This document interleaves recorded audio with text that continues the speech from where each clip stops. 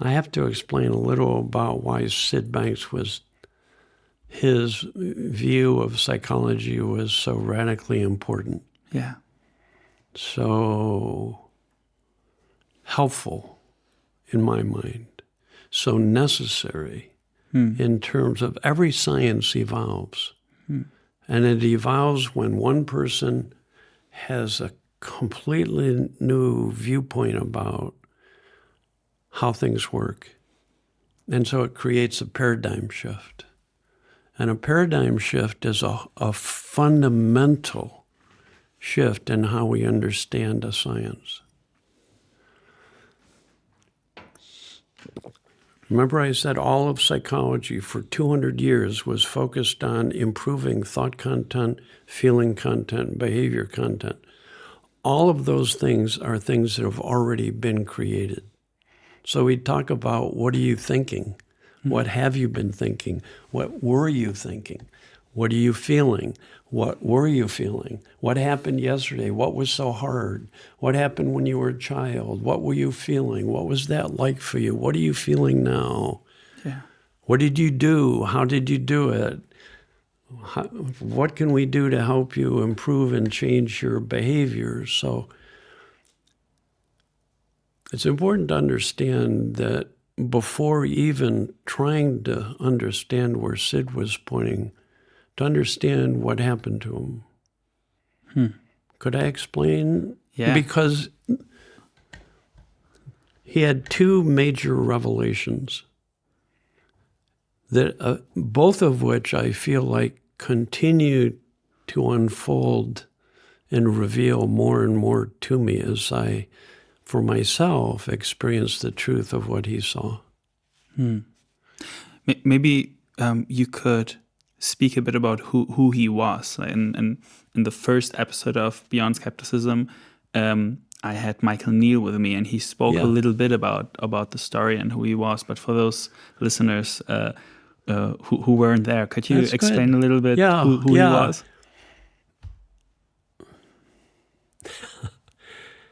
He had a very difficult childhood. First of all, grew up in Scotland, poor. It was not probably the healthiest family he grew up in. He was adopted at birth.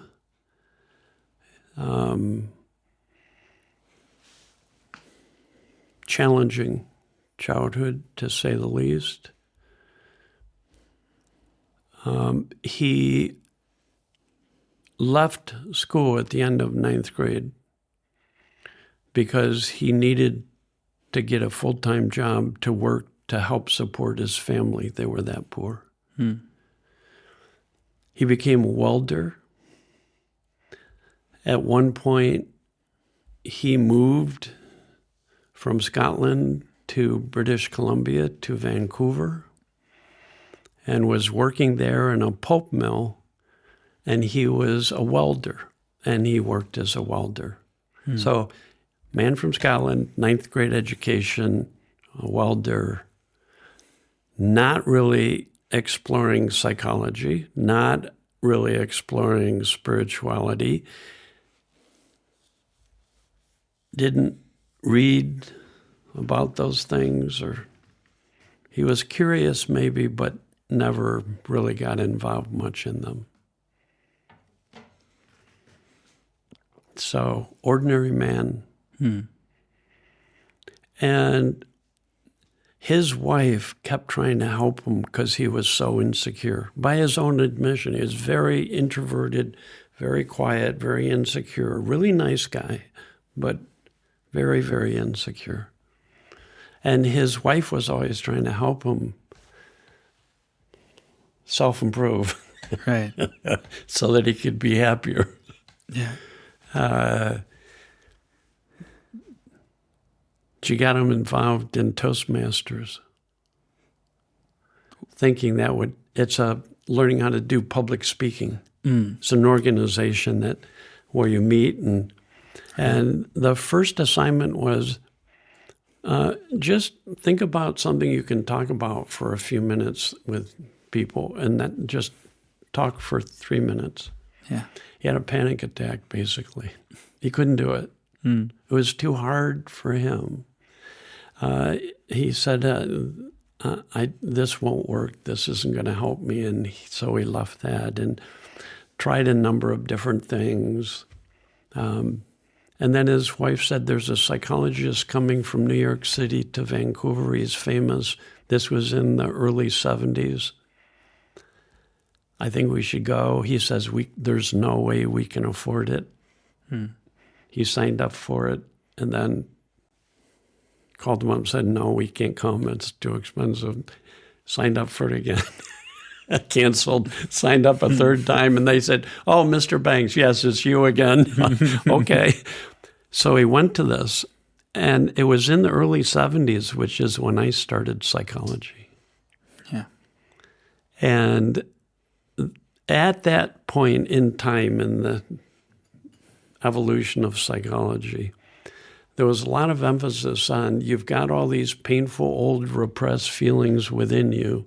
You have to go inside and find those feelings and cathartic them in order to be healthy. So there was a lot of pounding pillows and getting your anger out and punching things as a way of expressing your upset and a lot of that. And so the guy in this workshop was advocating that. Tell your partner what you most like about them. It's very important you learn to be fully honest with your partner. Right. And so very quickly, this very shy, introverted man is going, this is not for me. I can't do this. Yelling, screaming, getting it out. And he was saying to his wife, we made a big mistake. We got to go home. And during a break, he went for a walk on the beach, and another man joined him.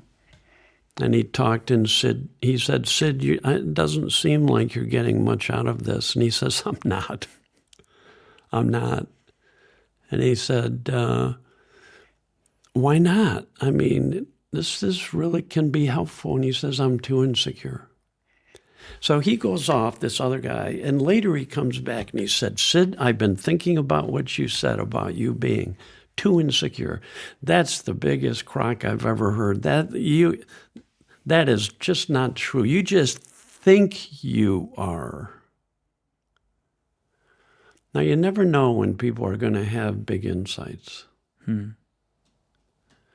What Sid heard or what he realized in that moment was that every single bit of his unhappiness and insecurity, every bit of it, was just created by his own thinking in the moment. And that when you're not thinking it, that happiness isn't being created, so it doesn't exist. So it's like when we have a nightmare at night and we wake up and we realize, oh, it was just a dream. Thank God it's not real. I'm not really being chased by a bear that's trying to kill me. It's just a dream. Well, he woke up from his daymare that he was insecure and that every time he'd get upset and be thinking about things, he realized that thinking is what's creating what I'm feeling. When I stop thinking it doesn't exist. This is a very different way of understanding psychology, is that the sole source of everything you're feeling is thought in the moment. And if you're thinking it, you're feeling it. And if you're not thinking it, it's an illusion. It doesn't even exist. It's like a mirage. It just disappears. It's not even true. It's made up. It's a temporary construct at best. He was so impacted by how deeply he saw the truth of that. He didn't sleep for 3 days and 3 nights. Because all of a sudden, every single bit of his life made sense. Every single bit of any human's life. In this workshop, he looked around and he saw people thinking up their own suffering and not even knowing they were doing that. So he saw their innocence. I later on heard from friends that he would walk down the street and see people thinking up unhappiness and not realizing it. And he would have so much compassion, he wanted to hug every person. He wasn't a hugger. He just, right? So that was his first insight. Now that alone is, when I started to see the truth of that, it changed my life, because no one had told me. I'd been a psychologist 10 years. No one said, every moment of your experience is created from thought. Every bit, no exceptions. You know what? Everyone was saying, what are you feeling? Oh, it's caused by your environment. You're in a stressful environment. No wonder you feel stress. It's caused by other people and what they say to you. So if somebody says something to you and you get angry, it was caused by the other person, as if their words can somehow create experience in you. It's caused by your past. It's caused by your personality. It's caused by your genetics. It's caused by your DNA. It's caused by your parenting, how you were parented, how you were raised. And here's Sid saying, no, there's only one cause for whatever you think, you will feel. No exception. If you think sad, you'll feel sad. You think anxious, you feel anxious. You think loving, you feel loving. It's changing moment to moment for everybody. And yet, once I started learning that, I traveled the world and I would ask people, what are you feeling? And we have all kinds of feelings. I have all kinds of feelings. I still do.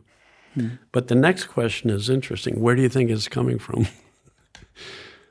I've never met a single person who said, well, it's obvious. It's just what I'm thinking in the moment. It's a thought-created temporary experience, an illusion. Because we've been exposed to the many, many different theories,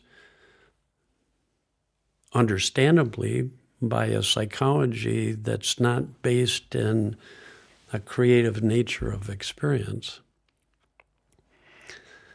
So Sid has his first experience. All of a sudden, he's seeing every human being as a thinker, and he can't help but to have compassion for anyone who is stressed, unhappy, suffering, because they innocently misunderstand where it's coming from. Yeah. This is huge, Michael. Right. Now, let's take it as true that all we ever experience is thinking, is thought. Wouldn't, like, the first question that comes up is, where does that thinking, where does thought come from? Yeah. Isn't it possible that maybe those psychologists had a point where the environment and the past may have a role in shaping that thinking that we then experience? There's no question we have memories. Everybody does. At times, it's normal for memories to be activated. Happens to everybody. Right. How involved do you get in that thought? How much truth and reality do you attribute to that thought? Like, I could have the thought, I'm stupid. If I have that thought and it comes into my head and I spend the next hour thinking about that, for an hour I can create misery. If I have that thought and think it's absolute truth, then I start thinking any thought I have must be true. So I can have horrible memories and I can think that's who I am, that's my reality, that's what truth is. And you start believing. So the single source of psychological suffering is a thought comes into your head that's filled with judgment or some what we might call negativity, not judging it, and then think it's true. If you don't think it's true, the thought comes into your head, I'm stupid, and it's just like a bird flying through the sky. Doesn't hurt the sky, doesn't hurt our minds, doesn't hurt who we are, doesn't touch who we are. It's just a passing thought. It's a low-quality thought. These are natural cycles in nature. You inhale, and then you exhale. They're different. You eat food, you eliminate waste. They're different. So the waste is a natural part. Every human being goes up and down in the quality of their thinking. Cycles of that. It's normal. Right. And we call those moods. Everybody has moods. Sid Banks did. Everybody. I've never met anybody who the quality of their thinking. Health is going through a low mood without taking that thought to be truth, and you come right back up again. Unhealth is when you come down into a state where your thinking is more judgmental, more critical, more negative, and you get involved in it. And you stay involved in it. And you think that that nightmare you're creating is truth. That's suffering. That's suffering.